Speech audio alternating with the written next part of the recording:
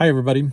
I wanted to do a really short video. There's a lot of EV6 videos out there, and I wanted to give you a couple of first impressions and to give you some quick what to expect if you pick up an EV6. I ended up picking this vehicle up last week. It was one of those times when the dealer calls, they have got one on the lot. You try to negotiate on the price the best you can, and at some point you have to make a decision: do you want it or don't you want it? I purchased this vehicle as a kind of a entry into the electric vehicle. I've had gas-powered cars, hybrid cars, plug-in hybrid cars, and then now fully electric with the EV6 GT-Line. All-wheel drive is the one I ended up picking, yacht blue. Now, a couple of key initial impressions. Everything in the vehicle works. So, as an example, I've got a friend who has picked up a Lucid, unbelievable vehicle, but not all functionality is quite there yet. It'll be coming. Some of the first individuals that picked up the Lyric or the ID4, same situations, right? Lyric is just starting to get into the market. Quite frankly, that's probably going to be the next vehicle once I get my hands on one. Now, I debated between, as a entry vehicle, whether it was going to be the EV6 or the Ioniq 5. Both are incredibly good vehicles. I love the high voltage architecture. But candidly, you're seldom going to be able to leverage that given the current EV market, charging stations, and all the stuff that's going on out there. Now, if you're a road warrior and you're debating between the two, here's something to take into consideration. The EV6 comes with 1,000 kilowatts of free charging on Electrify America, and you can use it over a 3-year period. Whichever comes first, the 3 years or the 1,000 kilowatts. However, Hyundai is unlimited 30-minute sessions during that period. So you're limited to 30 minutes, but in all reality, you're going to majority of the time within 30 minutes top off your vehicle and get to the next location anyways. So if you're a road warrior, Hyundai's deal with Electrify America may be better for you. Now, overall impressions. So we currently own a Prius Prime, and it's a 2020, extremely efficient vehicle. And if I'm going to go on real long road trips, that Prime is probably the best way to go, because you get the best of both worlds. You get electric and you get hybrid.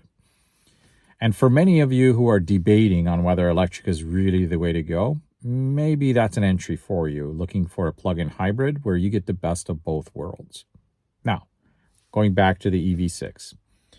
When I picked up the vehicle, it did need a software update. It is not over-the-air as you might think over-the-air means. Basically, they're going to tell you to go to the website currently. Now, this may change over time, but right now, if your dash tells you, yep, you're eligible for software update, you're going to go to the Kia website. You're going to go ahead and download it onto a USB stick, plug it into your car, and your car updates. So I wouldn't quite call that over the air. I guess it's over the internet to your home computer to your car. So, but that's something to keep in mind. Now, a lot of people don't like the way a Tesla looks or the fit and finish. And to be candid with you, that's the reason I went with the EV6, is I just had an issue with just that one screen. But I will tell you, the charging network, the supercharger network that Tesla has, the software upgrades, the capabilities of the vehicle, and most importantly, the efficiency of the vehicle is really hard to beat. Other than Lucid, Tesla is pretty much the king right now. Now, close behind is the Kia EV6 and the Ioniq 5.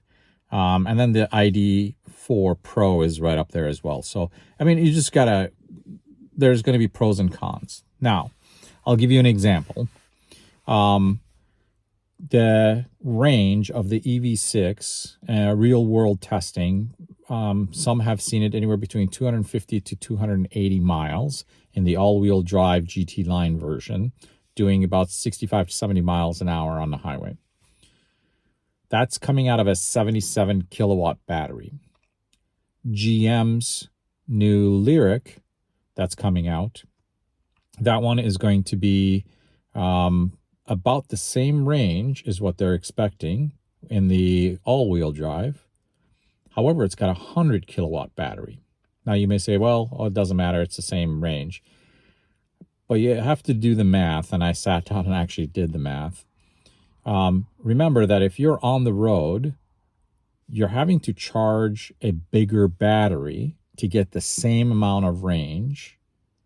And Electrify America right now is about 31 cents per kilowatt hour. If you're driving a Tesla, in one of our local Tesla supercharging stations, it's at 44 cents per kilowatt hour.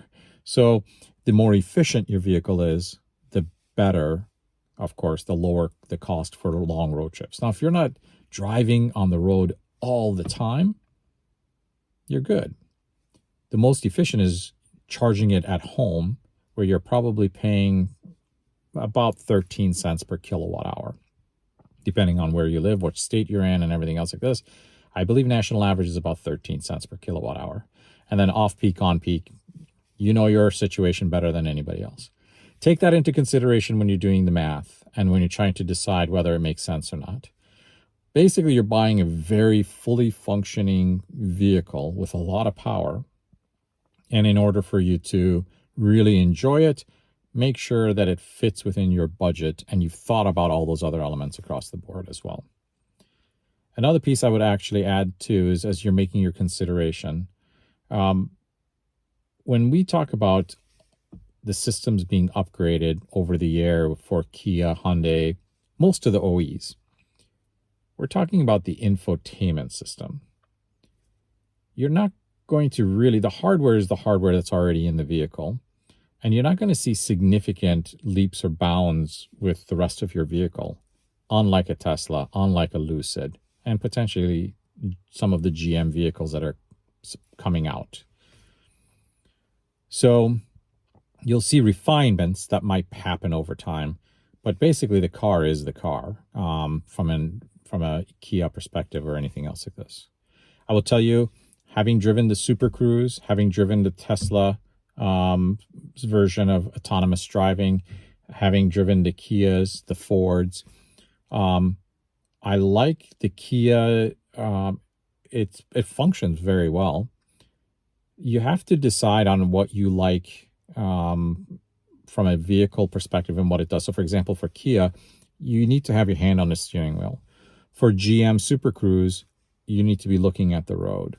For Tesla, your hands on or your hands off, depending on which version that you're purchasing from a autonomous driving perspective. So one factor that's important, if I'm going to be driving, let's say, a GM vehicle or a Nissan, which basically has got cameras looking at your eyes, and you're driving down the road in autonomous driving, one of the things that I think was really helpful is heads-up display. Then that way you're truly looking at the road and the information is there. You're not looking down or anything else like this. I find that most comfortable. With the EV6, the heads-up display is very nice. So is the Ioniq. They're both the same, basically. Very nice, large, colorful. Your routing is projected onto your screen, speed limit, any warnings in your blind side and everything else like this are also displayed on your heads-up display. So I think it's pretty nice feature, especially when you're talking about hands-free driving in any way. The last thing I will say is, and then I'll provide more details around the Kia EV6 and comparing it to things like my Toyota Prius Prime or to the Tesla Model 3, you're going to find it's again, a very nice vehicle, quiet vehicle, enough power. A lot of people are interested in high horsepower. They want to get that pushed back into the seat. And I'm going to tell you, in sport mode, the Kia will do it for you. However, you don't do it that often. It's fun at first for a while, but then it's all about when you're on the highway, you're going down and you're trying to make it to your next destination. It's about how do I get the most efficient use of my battery across the board. The EV6, the GT line, does have heat pump, which is way better than resistance heating. The fact that you have got a glass sunroof that can open actually helps with the fact that you can minimize the need for some of your HVAC, AC, just get a little air circulation or anything else as far as that goes. Having the shade to be able to be closed, big deal. That's the one, if there was one thing on a Tesla that always bothered me, was the glass roof. Loved it unless it got really hot. Then you hated it because then you had to work the AC to overcome it. With most of the other brands, they've got shades that come across, so that works out really well too. Overall experience, quality, having driven high-end vehicles, mid-grade, I would say you're paying for a $60,000 vehicle. That's what the all-wheel drive GT line is. And the tech in there works. It is quiet. The ride, a little bit stiffer than the Ioniq 5. But I would honestly tell you it's not that noticeable. I would tell you the speaker system, the Meridian, I know a lot of people have heard different things about it. I've not had any issues with mine. Sounds awesome. So if there are issues, it may be with some vehicles and not others, but I will tell you this is a 2022 GT line all-wheel drive. Sounds awesome. I love the interior lighting. I do love the floating center console with regards to the capacitive touch for the controls. Now, you'll hear people will say, well, it accidentally turns on, or if I'm playing with the air, or if I'm playing with the radio. Quite honestly, I do everything through my steering wheel, the buttons on the steering wheel. Rarely do I need to touch it once it's set.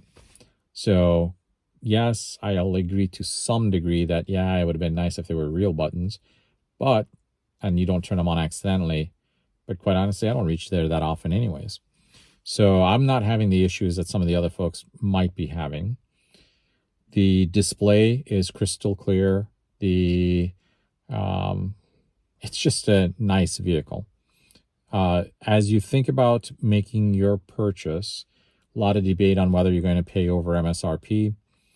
Kia and Hyundai are notorious. The reason is, and this is the other part where there needs to be a little bit of a balance, it's limited availability.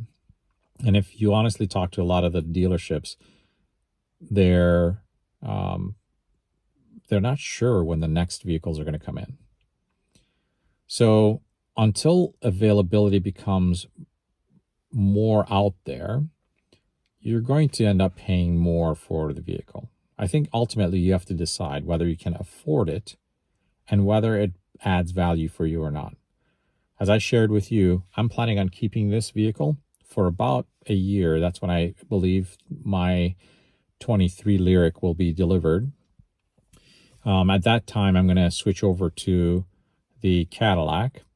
And then from there, who knows? I will tell you, I was pretty impressed by what I have seen and the design and efficiency of the Ioniq 6. And then you've got the EV7 coming out. There is just so much coming out. I've kind of resigned to the fact that I'm probably going to buy an electric vehicle, maybe hold it for a year or two, and then go to the next best. And just keep learning and enjoying it. I'm going to end the video right now with this part. Drop if you've got questions or anything else like this, or you want some specific information that you want me to cover. I've gone through and set everything up. I purchased my vehicle from a dealership that was about 2.5 hours away. Excuse me. And by the time I got home, I had everything set. The next morning, I had the software upgraded. And I had gone to Electrify America here, and there's a couple of stations in our town. Tested out the charging. Everything works. So that's it. I'll continue to put on more videos, put on more specifics.